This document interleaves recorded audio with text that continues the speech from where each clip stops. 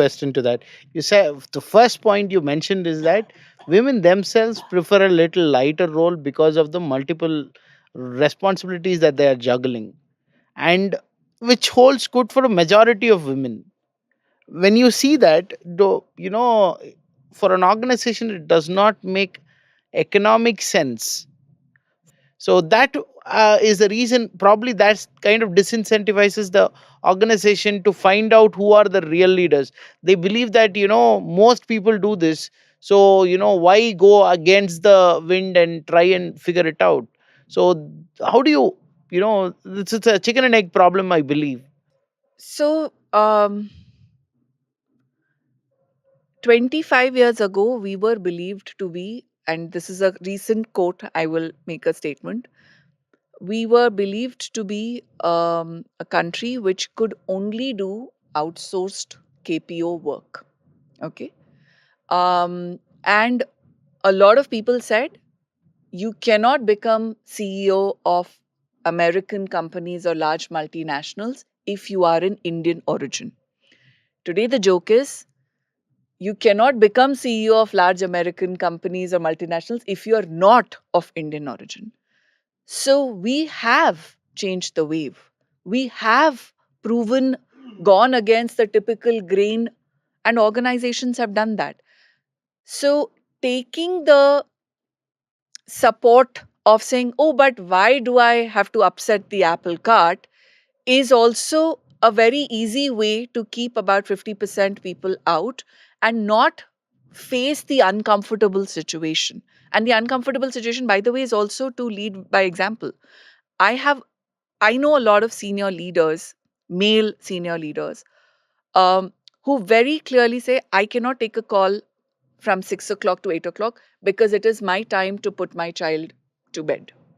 It is my time to, whatever, feed my child. Or I will not be available between this time to this time because this is my time to pick up my child from school and, drop her at the daycare.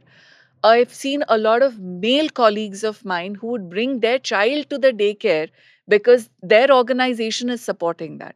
So it is not just a shift that I need to do at workplace, it's also a shift that I need to do in my home, which a lot of people are uncomfortable to do so. So, which is why it's much easier to say, let's not bother, let's not do this.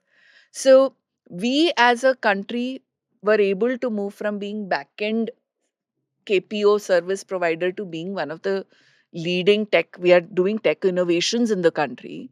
We were able to train our people, we were able to develop them to that level. And all this time, we were talking about training and development. But somehow, when it comes to women, we don't want to upset the apple cart because it means upsetting too much in the space and the society. The second easier thing is a lot of organizations today give parenting leave. They don't give maternity leave. So parental leave is 6 months parental leave, which means that if I am a male employee working in your organization, I get 6 months time off. And I can choose that 6 months when I want.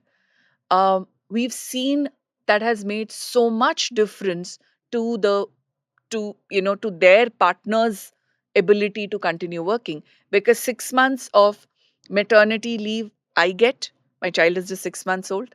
6 months of maternity leave, let's say my partner gets, I'm able to go back to work, my partner can stay back, and by the time the child is a year old, I can figure out other facilities options to take, in terms of support system. So, how do if organizations are not going to take the lead in bringing about a change in the society, then we would have been stuck where we were. We are not, right? So, if we can make differences in everything that we are doing, we can make differences here too. So when you look at it, right? So I wanted to also add another point. The reason you see Indian CEOs more today is more of an economic cost than, because 1 in 7 people in the world are Indians. Okay. So by sheer volume, we are there. Second is that, everybody wants to, target India as a market. So when they have an Indian face for the company, right, it is marketing dollars for free for them. So although Satya Nadella or Sundar Pichai are no more Indian citizens but are of Indian origin, gives Google and Microsoft the mileage to sell in India. And people are like, very passionate about saying that, hey, we are Indians, we are here, we are there, and all of that. So it's like the same Miss Universe concept. When India was a big, makeup market, as in cosmetics market, so people wanted to, crown all the, women from India as Miss Universe and Miss World, so that they can come and advertise the products to us. And then now that Indian market is kind of saturated and we have Indian owned cosmetic brands, now African market is there. If you see the pattern and trend, now you see the Miss Universe and Miss World coming from the Latino or the African world. Not that suddenly they've become beautiful or anything. It's just because Miss Universe is a title held by somebody that is being given to people year over year, and the people putting the marketing dollars generally do it. And I see tech industries, they have Indian CEOs.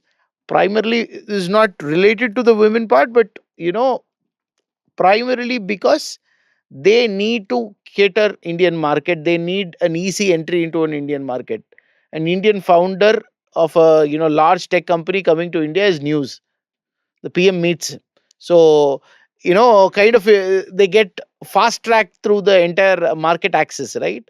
Than having somebody else. So that is the driving factor, honestly. But yeah, not without talent, but obviously with talent.